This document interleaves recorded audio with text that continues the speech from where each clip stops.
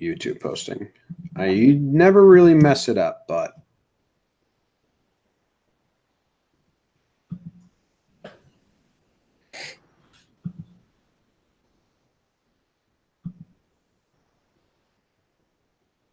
private. Okay, here we go.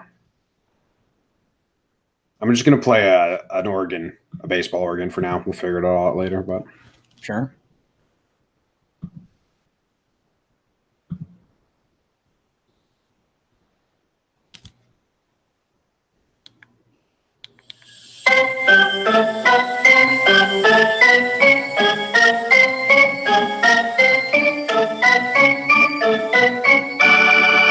What's going on, everybody? What's going on, baseball fans? This is a new show. It's going to be called Talkin' Baseball. My name's Jomboy, and I got my best friend and co-host here with me. His name is Jake, and we have a ton of podcasts right now, but we want to make one where we just talk about the MLB in general. This, if you're listening, you are probably a Patreon member, and you're getting the early access to this test episode. Or you clicked on our podcast app and you backtracked a little to listen to, hey, what was their first episode like? Well, this is the first episode, and this is going to be very raw. That intro music probably won't stay. The intro in general will be different, but we're going to try and figure out things along the way. We have a bunch of ideas of segments we want to talk about, how we want to go about covering the entire 30 teams. We're going to have a lot of fun. What else, Jake? I will say this. It's going to be a Monday, Friday show live on YouTube if you're a Patreon. Otherwise, midday, every Monday, we will be reviewing the series that happened over the weekend. Every Friday, we will be reviewing the series that happened during the week. That's the nitty gritty. This is Jake. Jake, how you doing? This is Jake. Hello. Excited, man. I know I originally had some dreams for talking MLB, and you were like, you kind of came in and were like, dude, I'm a Yankees dude. And then we've kind of been sucked into this world of baseball, and it was, I gave you the stopwatch, Jim. I told you it was about 2 months away. We're here. And here we are. We're doing it, and yeah, it's exciting. And I think we're going to release this to our Patreons. You and me discussed this a little bit, but I think this test episode, yeah. And go check out the Patreon, not the Talkin' Yanks one, right? The Patreon.com/JomboyMedia. Jomboy Media, and we've already got a couple hundred people in there. We're going to release it to them, and if you want to sign up, go check it out. And you might, if you get your input in now, you could change the future of the show, because we're going to mess with the format a little bit. We've got some really good segments we're excited about. So yeah, let's let it rip, man. We're all ears. Yeah, and you know what? This episode, on the 15th, we were releasing our first real episode, and on that episode, we'll probably do a little more of a background of who we are and all that stuff. But right now, this is really just a tester episode. We have a ton of segments. We're going to run through as many as we can and just see how they go. So hang with us. Like Jake said, if you're listening to this, if you're already supporting on Patreon and you're a baseball fan and you're listening, feedback is so welcome. Yeah. And even the mean stuff. Even the mean stuff. We'll put stock in what we think we should put stock in. Yeah.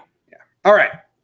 First up, Jake, we have the NL and AL report. Just to ease us into the show, a quick what the hell just happened these last 3 days for anyone that doesn't know. And see, the tough thing about this show, Jake, is baseball is so regional. If you follow your own team, it's impossible to keep up with every other team. Impossible to do it.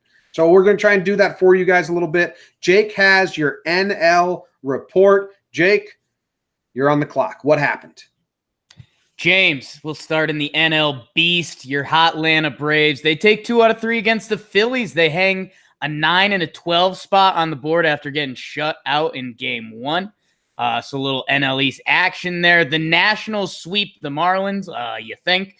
The Fish don't score more than 2 runs in any game. Mets split with the Yanks. You'll hear about that on both sides of the report. I don't know, kind of a mellow Subway Series after London Town. NL Central, the Reds take 3 out of 4 from the Brew Crew after the Brewers won the first game of the series. The Pirates take 3 out of 4 from the Cubs. NL Central's a mess. That's going to be a huge talking point on this show, and I feel like every show the rest of the season is that's the tight division. The Cubs salvaged the last game of the series. Joe Madden getting big mad. We'll talk about that later. Cardinals take the rubber match against Seattle to take 2 out of 3 from them. And in the NL West, the Dodgers beat the D-backs, 2-game set, 5-4 final in both games. How about that? Rockies lose both games to Screwston, a 1-run loss and a 2-run loss. And the Giants sweep the Padres. Giants having some fun of late, and they put up 30 runs in 3 games, Jim. The analytics team tells me that's an average of 10 runs per game. Wow. Yeah. Wow. The leaders over there are the Braves leading the East, Dodgers leading the West. Dodgers leading the West by 14 and a half games. Yeah. Jesus Christ. And then in the Central, like you said, we got 2 teams at 46 and 42, the Cubs and the Brewers. And the last place team, the Reds, are 3.5 games out. Yeah, the NL is a full. You can have so many different thoughts about the NL right now and be right. like Cincinnati is technically the 4th worst team in the National League. You can look at it that way, or you could look at them as like a hot week from being right back in the NL Central mix. That's kind of fun. And Jim, I think we're going to talk about them a little more later. The 2nd worst team in the National League right now, your New York Mets. And, they're bad of late too. I was looking at that. Yeah. They're like 2-8 in their last 10, 4-16 in their last 20. The Mets, Mickey Callaway is going to get fired soon. I don't know what they're doing. They fired their pitching coach, hired an 82-year-old as if that was going to help. It hasn't really helped. No. And their bullpen's so bad, Jake. I mean, this is a little deeper than we want to go on the NL report, but the Mets bullpen is so bad. Yeah. And the bullpen is a product of everything Mickey Callaway did. Yes. I mean, Brody Van GM did. Yeah, Brody Van Wagenen. So it's really hard to point the blame because the GM brought in bad players. The players are performing bad, and the manager is pushing all the wrong buttons. They're a hot mess. And I mean, how could that happen? How could their GM do such a bad job when he has such a good resume as a GM? Oh wait. Mets, you hired an agent. You hired an agent to be your GM. You hired an agent.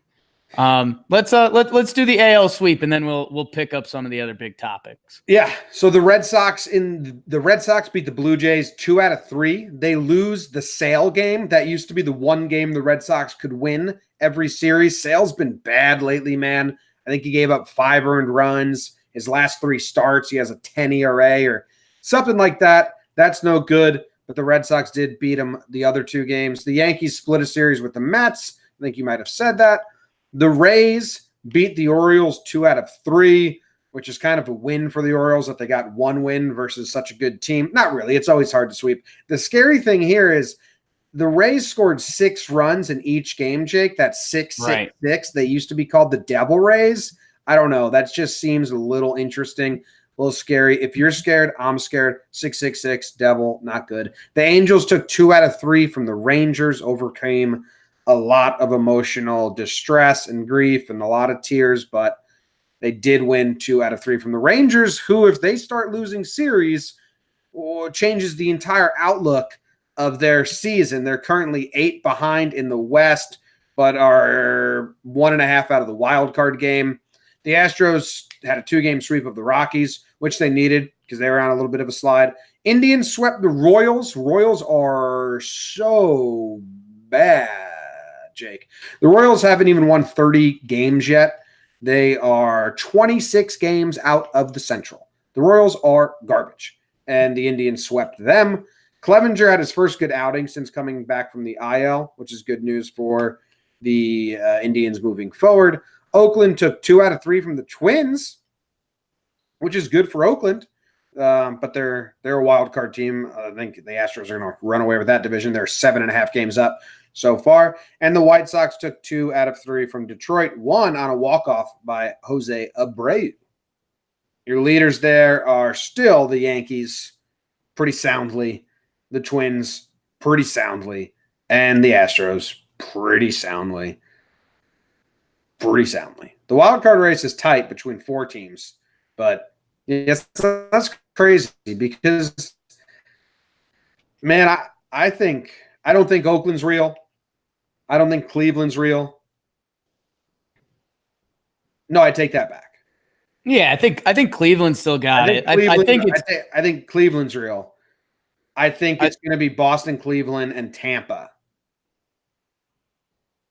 Yeah, it's going to be funny to see if either of those West teams take a jump or become. I think what's going to be fun in these first couple of weeks of doing this, Jim, is going to be the buyer-sellers debate because, I mean, in my head, I've been hyping Texas up, and Lance Lynn is having an incredible year, Mike Minor, and it's like, you're a game and a half out of the wild card. Do you punt? But mentally, I mean, you have to look at Cleveland, Boston, Tampa, and be like, we're kind of outmatched. So I think for a while, Texas, Oakland, they're going to be hot button teams for us.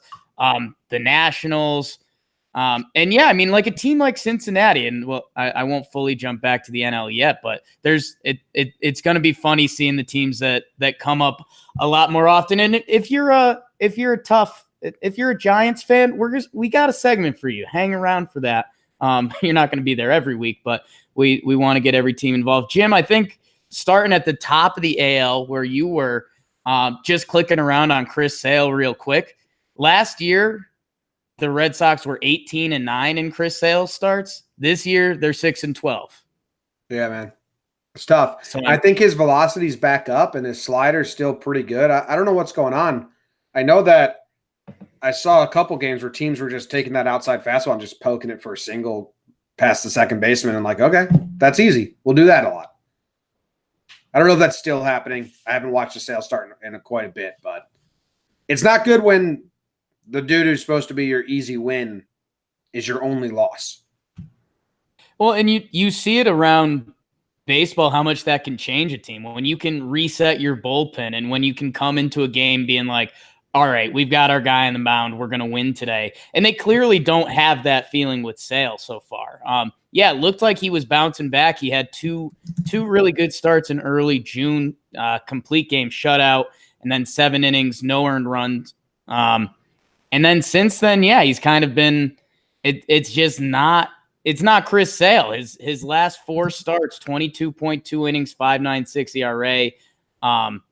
Guys are hitting 301 off of him. So that's and I don't know. That was I guess when I've been looking at the Red Sox struggles this year, you think of the bullpen, you think of Mookie not having as big of a year he had last year, kind of the same for JD Martinez.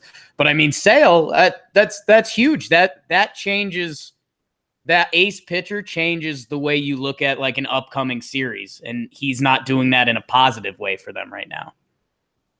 No, he's bad. I was trying to look at if the Oakland has any pieces to sell, Jake. I know this is kind of now we're just kind of spurting different streams, but we talked about how Texas has pieces to sell. Like they have, Texas has a lot of pieces to sell. To be honest with Texas fans, you guys should not want to win this year. I mean, if you're in it for the long haul, you want to have like a good season, but come trade deadline, you want to be slightly out of it so you can trade Pence to someone. You can trade Mike Minor to someone. You can trade, there's someone else, Lance Lynn. Lance Lynn has the second highest WAR of any pitcher this year. That's 3 pieces. The Yankees, when they had McCann, Beltran, Chapman, Miller, I mean, they traded those guys and the turnaround was quick. If you could pull off good trades with these pieces, it's almost best for the Texas Rangers to slightly not be in it anymore. Is that like a hot take? It kind of is, because you have to put on the hat as if you're a Texas Rangers fan and you're like, oh, we're just going to get hot the next 2 weeks and then we'll take the wild card and, Lance Lynn and Mike Minor in the playoffs. Are you kidding me? Because you just get that natural excitement when your team's playing good baseball. I think what the words you'd want to say there would be is, if you are the Texas Rangers in the next, after the All-Star break in those 2 weeks, you either want to get really hot or really cold. Because that's kind of going to be your decision-making time. And if you get really cold, like what you just said, Jim, I mean, the Yankees selling off those guys has led them to where they are today. Gleyber Torres, officially now an all-star. So I think it's tough if you're a fan of that team to be a game and a half out of the playoffs and say, oh, let's sell. That's a tough feeling. Yeah, but I mean, in 2016, the Yankees were there, not there, and I remember being like, let's just get rid of these pieces. Yeah. It was the first time in my life where I was like, yo, let's get out of here. Oh, okay. So they also have Jake, Elvis Andrews, Asdrubal Cabrera. These guys are pieces that are free agents at the deadline. Ass crabs. Yeah. Josh Fields, David Carpenter. I don't know how the rest of these guys are doing, but yeah, they have a lot of pieces to sell. Feels like we're going to have to do a buy or sell skit after the All-Star break at some point. Yeah, that is. Because that is a really interesting point, like you mentioned with Oakland. When you mentioned the buyer seller thing, yeah, like I'm trying to think of pieces Oakland would be looking to sell, and they don't really have a lot of those guys because it's a lot of just young dudes they have. Yeah. All right. Well, I think we might have to pencil that away as a segment in the next couple weeks. Yeah. How about that? How about that? That's what we're doing here. All right. Next up, we're going to do some standout performances from the last series. So if you didn't watch every game, you didn't. That's crazy. Impossible. Yeah. Jake, do you have a standout performance you want to talk about? Imagine if someone watched every baseball. Is it literally possible? No, right? No. It's impossible. There's 15 games each day, most days. Even if you put it at 10, right? Yeah. Games are 3 hours long. That's 3. 30 hours. Yeah, it's impossible. I guess if you could watch multiple at once. Anyways, Jim, my standout performance, I'm going Josh Bell. He had the 3-homer game. And Jim, the other reason I was looking at, and we do get caught up in Yankee world a lot because that's where we started. That sounds so dumb to say. But we get to see some awesome performances. We get to see Aaron Judge on a regular basis, Gary Sanchez from the catcher position doing silly things. The season DJ LeMahieu is having. DJ LeMahieu is an AL MVP favorite, and I saw Josh Bell was having a better hitting year according to some measurements, and I was like, all right, what's going on here? Because I know Josh Bell was a big prospect, and he kind of had a weird year for Pittsburgh last year. His, 261, 357 on base, you're like, okay, he only had 12 homers in 148 games, and I know my Uncle Rick, Jim, big Pirates fan, lives in Bradenton where they do their spring training. And he was talking to me about Josh Bell, and it's so hard, man, with young baseball players. You have to make these kind of Caesar thumbs decision. They weren't bought into Josh Bell to start this year. They didn't think he could hang defensively. They didn't think his bat was going to be enough. Guess what? He's got 81 RBIs. He leads the NL.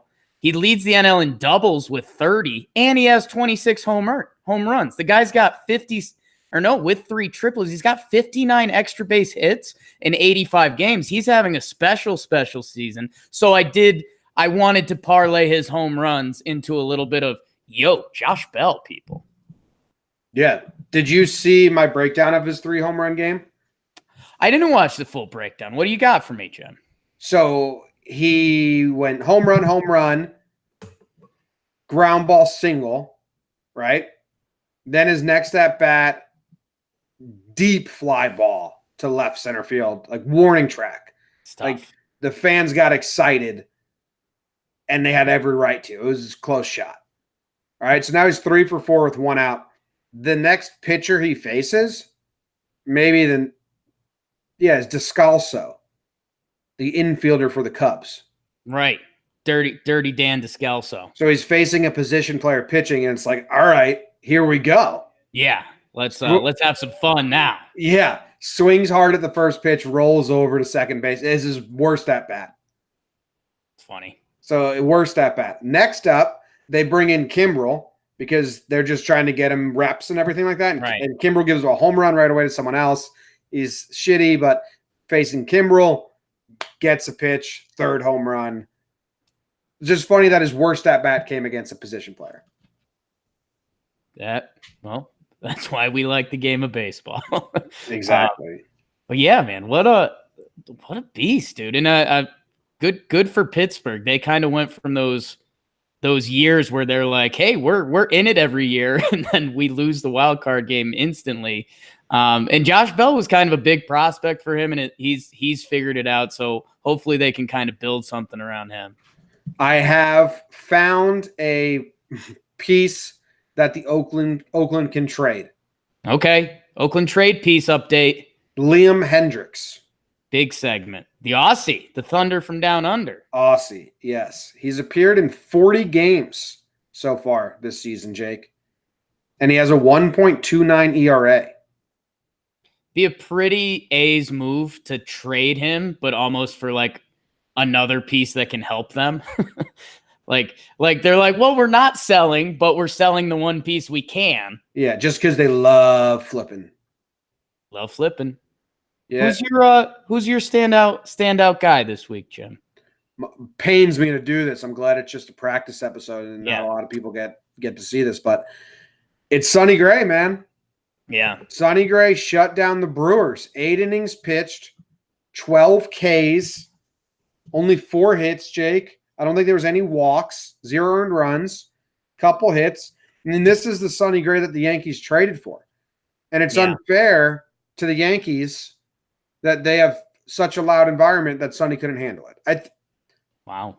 I know. So this is where some people like, oh man, you guys are Yankee fans. I hate you. Like, I think Jake and I are pretty balanced. We're not the Yankee fans that people think Yankee fans, that's not really us. We're not trying to be obnoxious, which I think is almost a correct assumption of most Yankees. I'm not wearing my deep white cut V-neck with the gold chain to the stadium. I'm just wearing that on the weekend. So I'm not trying to come from a place of obnoxiousness. When I say Sonny Gray couldn't handle New York, he couldn't handle the media, he couldn't handle the negativity and the intention and the intensity. And Cincinnati is perfect for him. He's with his old college pitching coach. He's having a decent year, but 8 innings pitched, 12 Ks. There was 1 walk versus the Brewers, which is a good team right now. That's pretty good. Yeah, and his K per 9 is higher. It's higher than he's ever had in his career. His hit per 9 is really low. He's not giving up the gopher ball. And Jim, I was kind of a Sonny stan a little bit while he was on the Yankees because his road numbers were still good. He had like a 3.14 ERA on the road. He just literally couldn't pitch at Yankee Stadium. So yeah, I think we do get nervous about coming off as douchey New York fans, but the stats back it up too. Good outing by him. He was so fired up and intense, man. It was like, yo, this is what we wanted, Sonny. This is everything we asked for. I grew to really hate him by the end.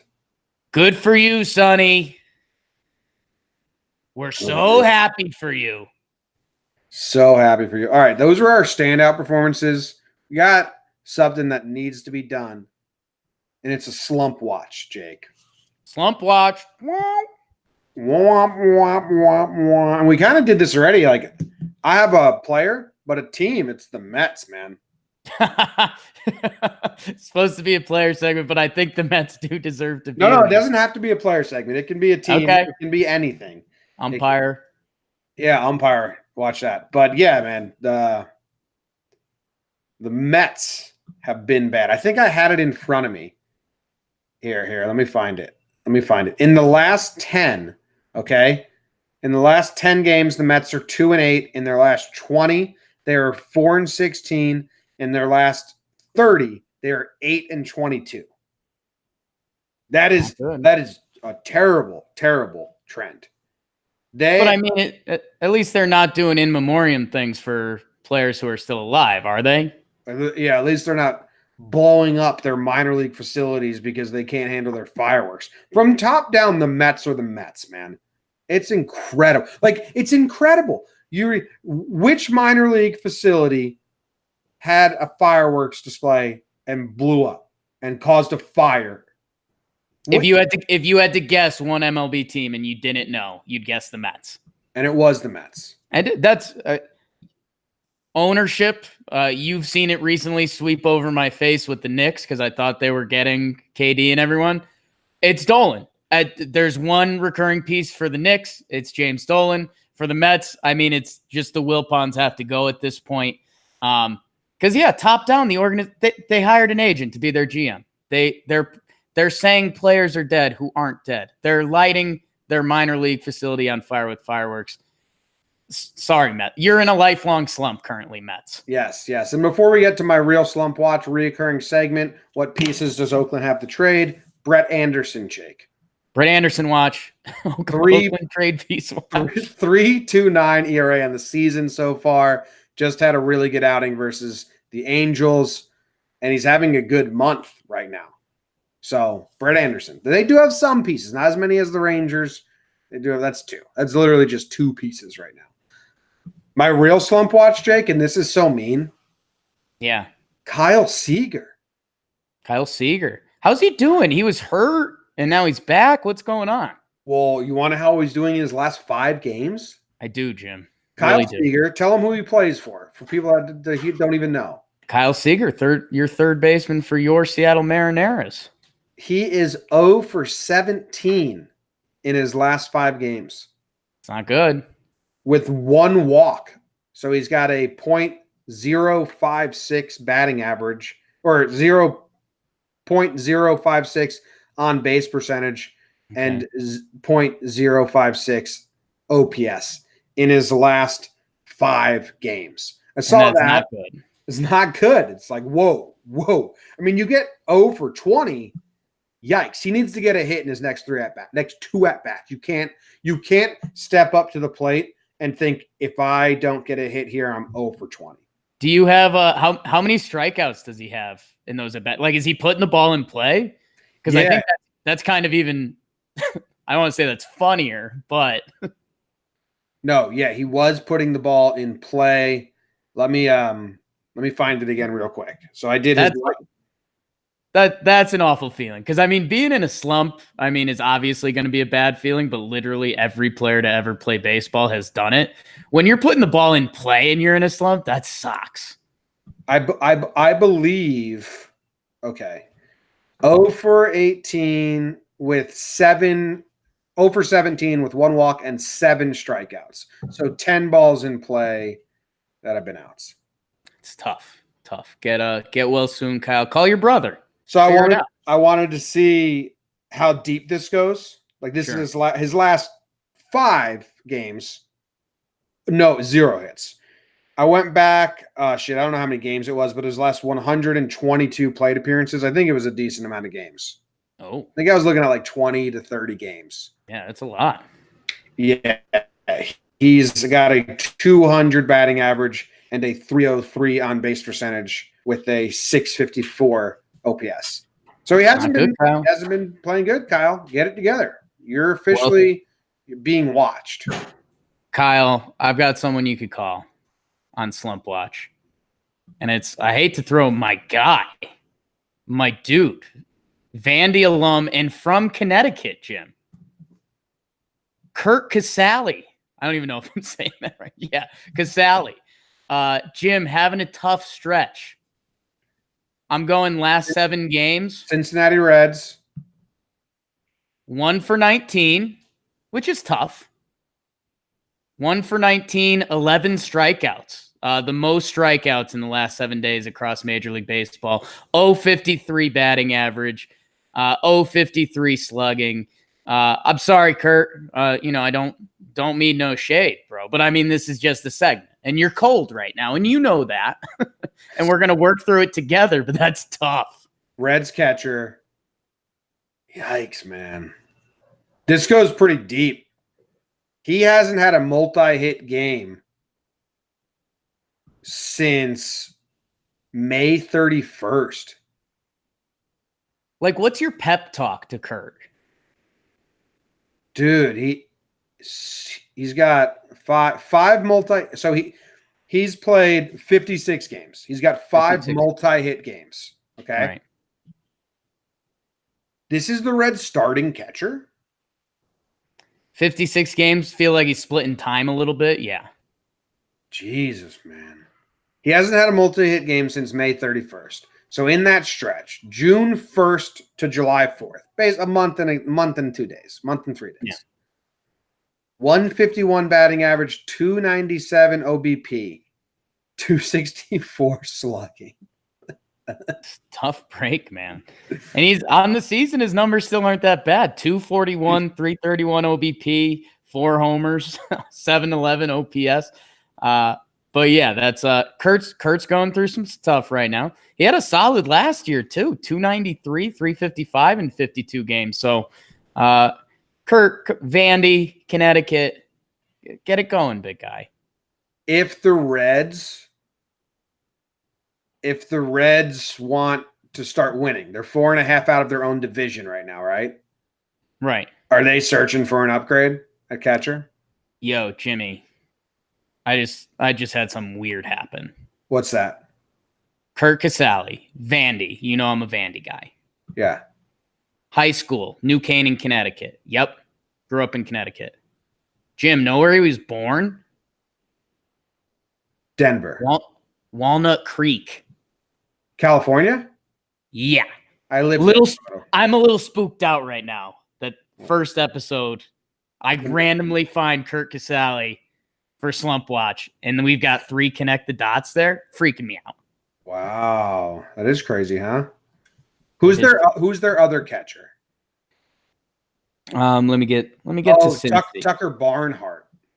Yeah, TB. But he's on the 10-day DL right now.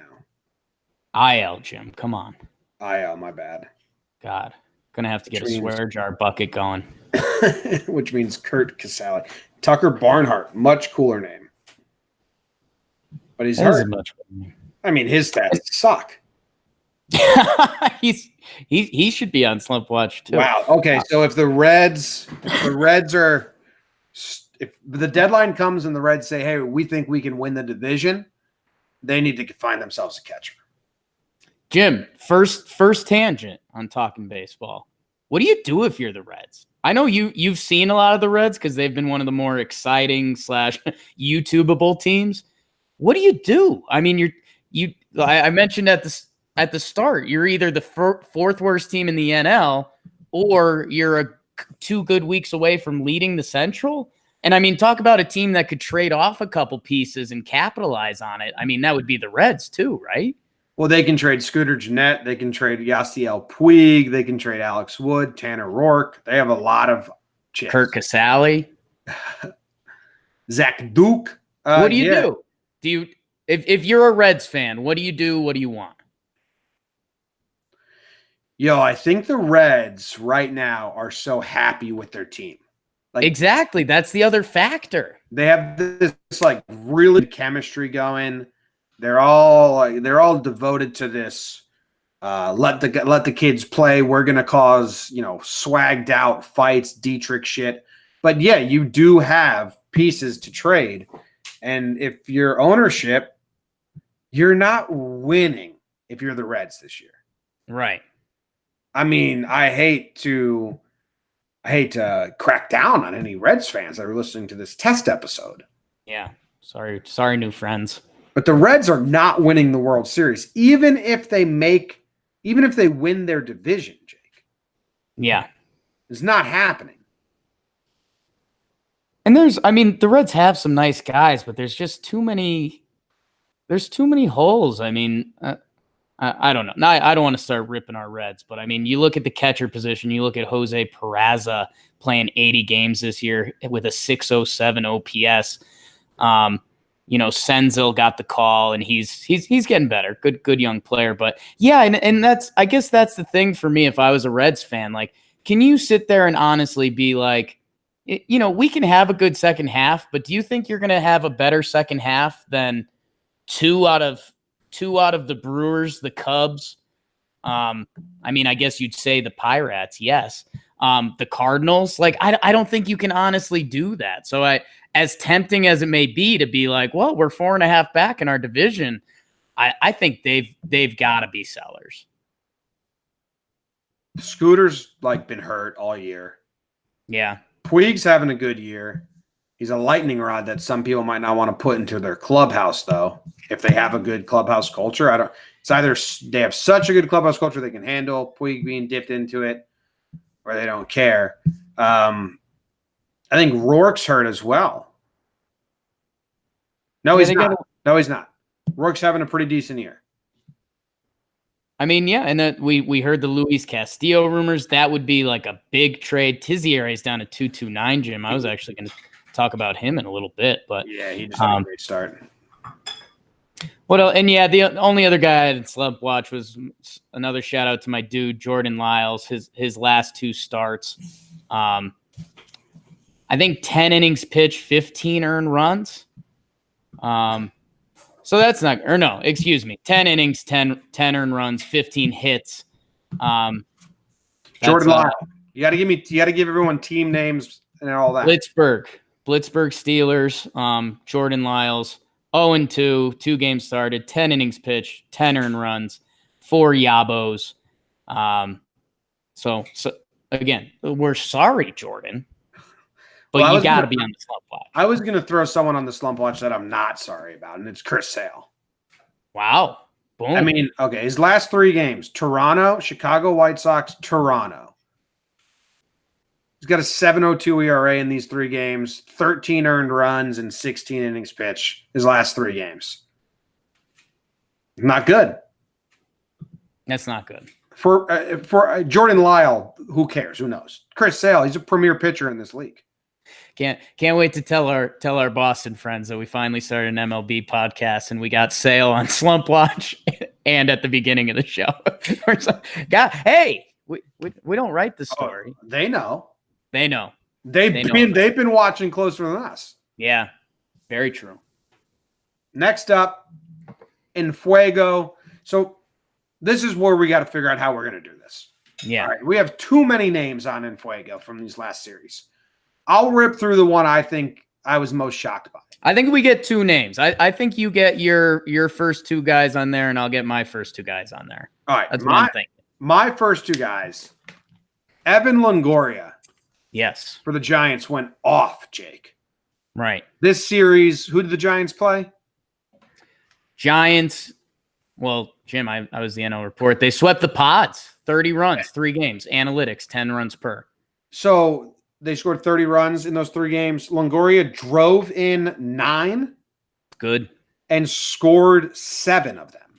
Also good. So more than half of the runs the Giants scored versus the Padres these 3 games, Longoria either drove them in or was the person scoring.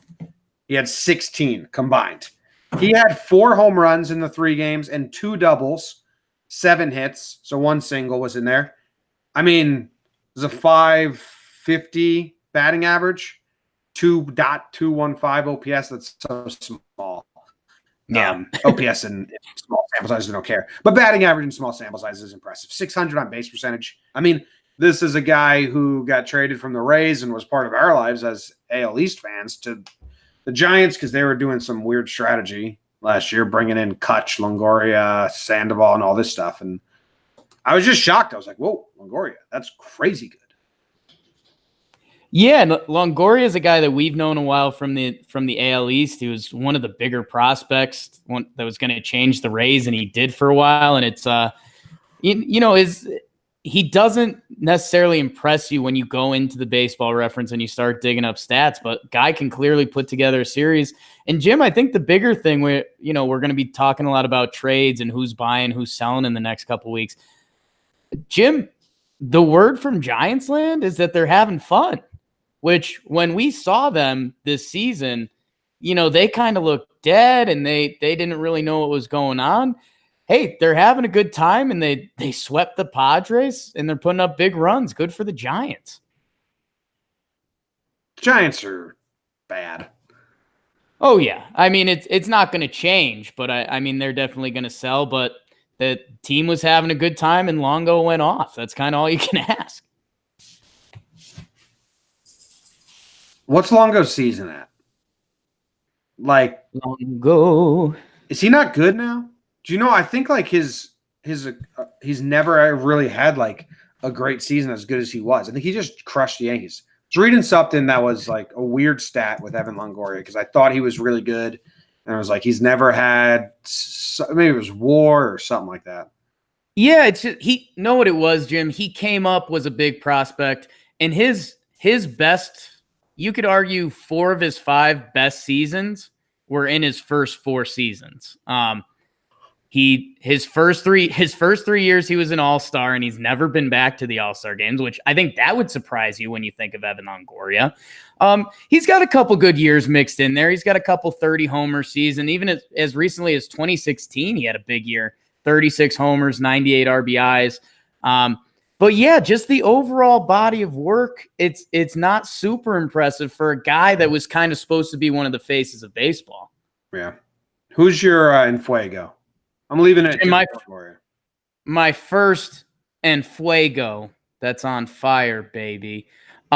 Jim, I'm going to go with Miguel Sano because I love the Twins, Jim. I think they're good. They've got a lot of pop in those bats. And Jim, a guy that, they almost rode off last year. They sent him, didn't they send him down to high A because he was just slumping so bad? And it was the classic case of like, he had a friend who was a coach down there. So they were like, let's try this guy. It was like their main facility. Sano's career trajectory is kind of similar to Gary Sanchez's, which is crazy because at 16 years old, they both got picked up. They were both 16 at the same time in the Dominican. They both got picked up. Sano was 1 year earlier. Gary he came up in 16, played half the season, went crazy. But then last year, Gary and Sano both had really down bad years. Yeah. And Jim, he's starting to get it going this year. The batting average won't impress you, 225. He has an 873 OPS. And Jim, over this past week, he's got 4 homers, 400, 4 homers, 9 RBIs. And I just think when we're talking about this Minnesota Twins and kind of team identities and stuff, the Twins are clearly built around the gopher ball, which I think is kind of funny that used to be the small market Twins. How, Torrey Hunter, how do these guys put it together year after year? They're yamming the ball around the ballpark. If you don't know, Max Kepler's having a big year. Nelson Cruz, CJ Cron is hitting homers. If Sano has figured it out, Jim, and I think this is where you and I are saying the same thing. We say it differently. Like, I like the Twins. I think they're gonna make the playoffs and they're compete. I don't have them as an actual threat. If Miguel Sano can get things going, their lineup can get scary quick. So I shout out to him for putting it together. It'll be interesting to see. Is it just, Miguel Sano had a hot week, or is he being back to being the 80 power on the prospect scale that people were raving about a year ago? Because that would change a lot for the Twins. They could potentially, let's do some quick math here, Jim. They could potentially have 1, 2, 3, 4, 5, 6, 7, 8. They could have a full lineup of guys with OPSs that start with an 8. And that's impressive. Yeah. So little shout out to my Twins and Miggy Sano. Yeah. I looked at Sano and I looked at another guy, Danny Jansen. He also had 4 home runs in the series versus the Red Sox. Same as Longo, 7 hits, 2 doubles, 1 single, 4 home runs, less RBIs. But Sano and Danny Jansen did this in losing efforts. Longoria's team swept. And like I said, he accounted for 17 of the 30 runs scored in the 3 games. So I was like, fucking Longoria. I was going to make him my standout, but I switched to Sonny Gray. Got the old switcheroo. And yeah, that was my other guy who I was going to mention on Enfuego, Luis Castillo. His past 2 starts, 14.2 innings. A lot of Reds this episode. 0.61 ERA in those 14.2 innings. Opponents hitting 0.85. So Luis is twirling it. All right. Next up, who got mad? Who got mad, Jim? I have 2 down that I saw. Joe Madden was the big story. Joe Madden got mad, not at the umpire, at Clint Hurdle and the Pirates in general. Yeah. Joe Madden is so exhausting. The Cubs got lost the first 3 games of a 4-game set to the Pirates. Yeah. They're floundering a tiny bit because that division's ridiculous. They're playing the 4th game. Did you see this at all, Jake? I saw a little bit of the interview and I saw a couple of the quotes, and I mean, it seemed very Joe Mad, and I'm interested to see, and maybe we'll have some of our Pirate fans reach out to us, because the one weird quote was Joe Madden saying like, it's known around the league, it's like pretty well known that the Pirates, this is part of their strategy to throw up and in, and it's like, well, I think that's kind of part of every pitching stats. Are the Pirates aiming for heads, and that's well known? Because if that was as well known, I'd like to think it would have got to me at this point. The Pirates pitcher, it was a net bat versus Javi Baez. I'm trying to make a breakdown soon, and it hit his bat. Would have hit his hands, but his bat, so it's a foul ball. And there was 1 or 2 before that brushed Javi back a tiny bit, but Clint Hurdle, Pirates manager, just said that pitchers hit 1 guy all season. Like, what?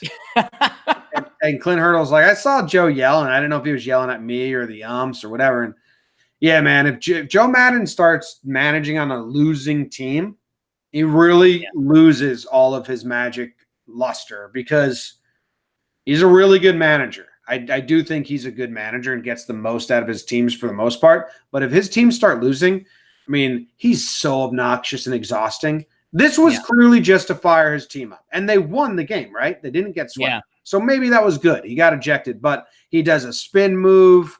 I think it was Bryant holding him back and Joe West playing offensive lineman, blocking him. Yeah, so mad. But it's like, dude, Madden, like, ugh. And someone brought this to my attention, and it's starting to go around the internet, how much he looks like the guy from Get Out. Oh, yeah. He's always looked like that scary. Yeah. Well, yeah, but it started circling the internet stronger lately, so that's pretty cool. Clint Hurdle's an awesome baseball dude. I hadn't gotten my taste of Clint Hurdle in a little while. And Jim, the biggest thing with Joe Madden, it's one of my favorite corny phrases, winning cures everything. You bring in magicians and penguins into the locker room and you're winning, it's like, hell yeah, this is awesome. If you're doing that and you're losing, you look like a dumbass. He's just exhausting. Dumas. Most exhausting man in baseball, for sure. Cardinals mad, Jim? Cardinals manager, Mike Shildt. You ever seen him? He's an odd-looking guy. He looks like a Dwight Schrute relative managing baseball. Mike Shildt his pants. Yeah, it's very odd. He got upset at umpire Rob Drake because in the 4th inning, his batter, I forget who it was, Dexter Fowler just hit a home run. Next batter calls time, backs out. His feet aren't even in the box. Pitcher throws the pitch, but the ump didn't grant the batter time. The pitch is a strike. Next pitch, it's 0-2. Now he grounds out, and he just comes out screaming and yelling like he wasn't even in the box. You didn't call him time. Right. Classic case where umps don't grant time. They usually do. But then, I guess my question, Jim, I haven't seen this. Whose side should I be on?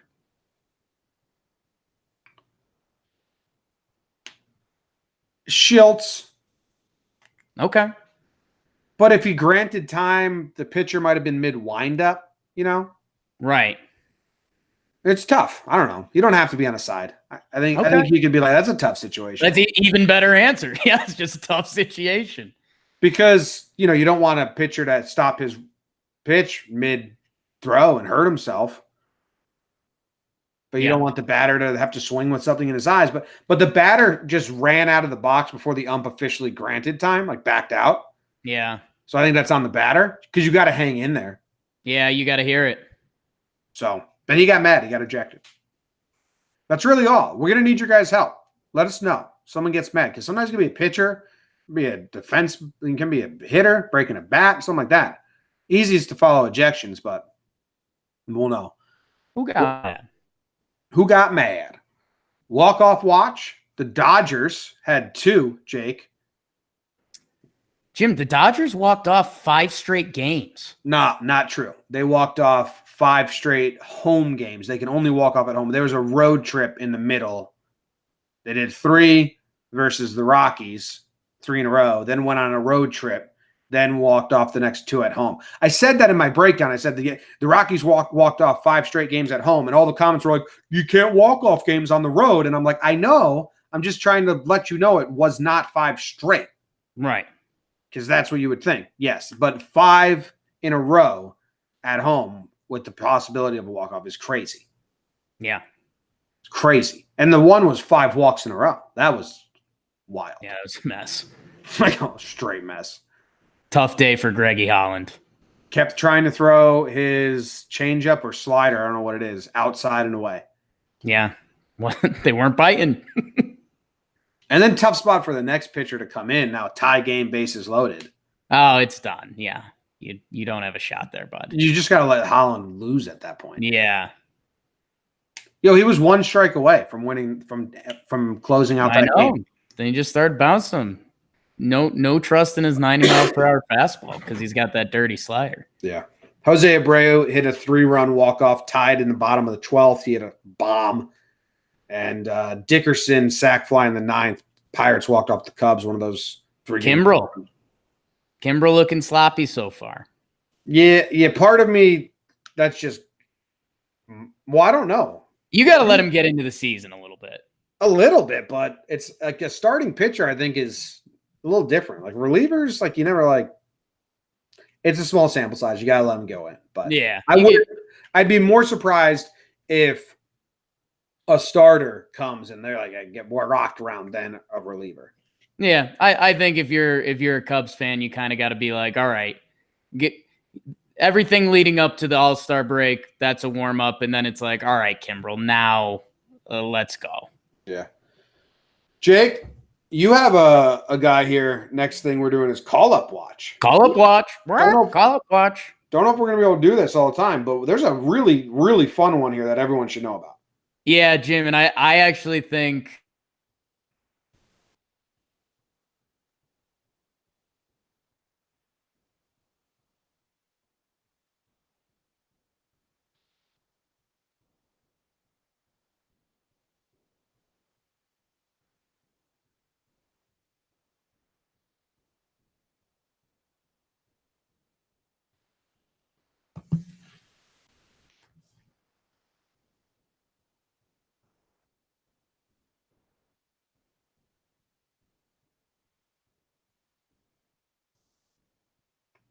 I don't know if Jake's still talking on his end. I am frozen over here. Last I heard was Jake say, I actually think.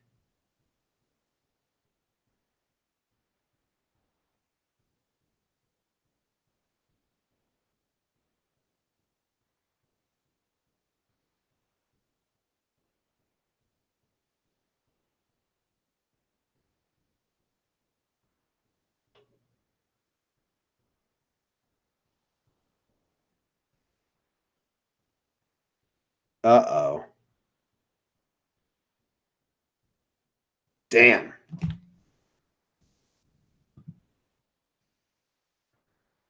Coming back. Said it froze on him too. All right. For the audio, I got to snap, so I know to edit this out. Unfortunately, YouTube, if you guys are watching on Patreon, you're just going to have to fast forward this a little bit.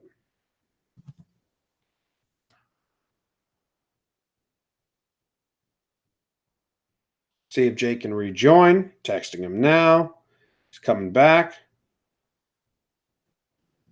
And he's back. All right. Yeah. You actually think that's where I got cut off at. You actually think, well, I was going to send you this link. Yeah, I don't know if that was Wi-Fi or whatever that was. Jim, so that link I just sent you shows everyone that made their MLB debut this year, which is actually pretty awesome. We've had 159 guys make their debut this year.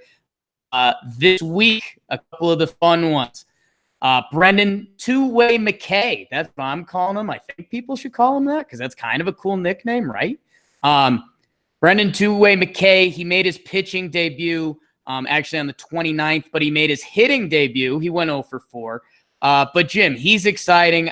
He was the number 4 pick overall out of Louisville in 2017. So he climbed the ranks pretty quickly, but he was a college player. So a little easier, but it's just really exciting. I mean, we had the Ohtani experience this year, and I know you and I are excited because we're going to get to watch him play actually today against the Yanks. But I mean, two-way players, that's if McKay's good, I think two-way players are going to become a thing, which is awesome, right? If he's good, then that's two of them in the league. Yeah. Yeah. That's interesting. So I'm interested to see left-handed pitcher, and I think it's funny because this was kind of my stance with Ohtani, but nobody knew what to think about Ohtani because it was brand new, and I was like, Ohtani's going to wind up being a pitcher. Ohtani hitting is awesome. It's become one of my favorite things to watch. So yeah, I don't know. We're see him on the bump. I'm interested to see if he's good. If he's good, that's going to suck being a Yankees fan a little bit, seeing him be good in Tampa for the next 6 years or whatever it is. If he's bad, it kind of sucks because I want two-way players, so I'm in a tough spot with Jay. Jake, I have a question for you. This link you just sent me? Sure. What the fuck is the second name? So it says Tyler Alexander, Tyler John. Dylan C. That's their middle name. Oh, okay. That makes more sense.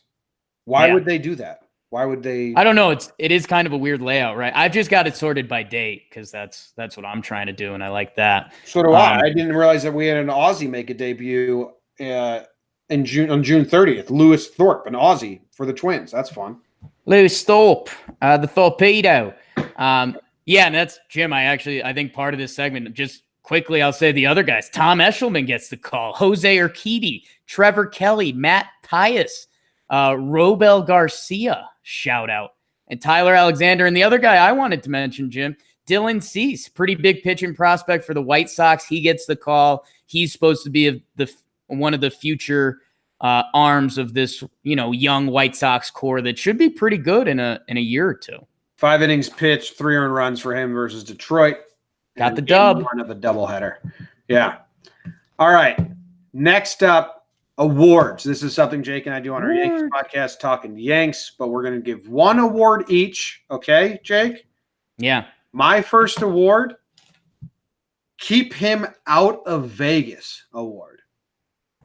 The Keep Him Out of Vegas award. Keep that dude out of Vegas award. Okay, so this award is going to a Mets player that you don't want them to send to AAA anymore. No, it is going to Manny Machado.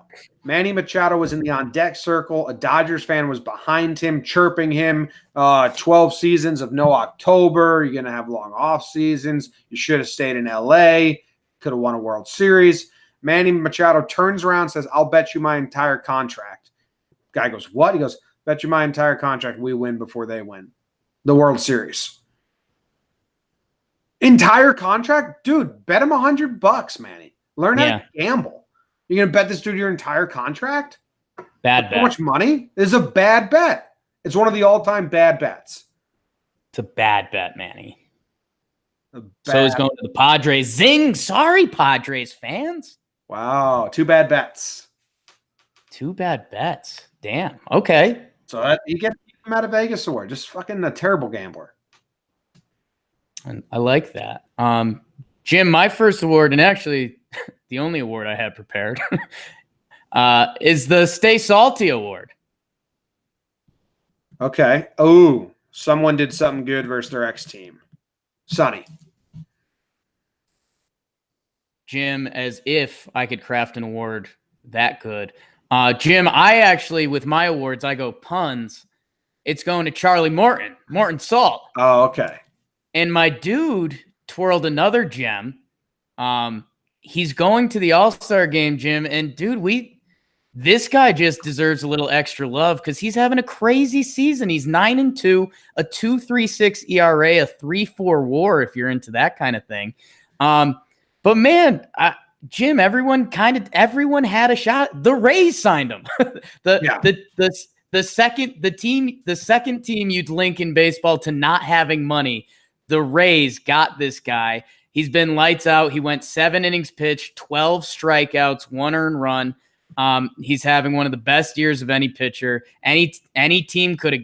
I know Yankee fans are mad they didn't get this guy now because they signed Happer. Every team that's not the Rays should be mad they don't have this guy because he's been dirty, man. Dirty. All right. Stay salty award. All right, Stay last salty. segment we're going to do here. This is one we're excited about. I hope it works. I hope it's good. Ooh. It's called Elevator Talk. Here's how this goes. I have to move this to the – no, I think I like it at the end of the show. Here's how this works, Jake.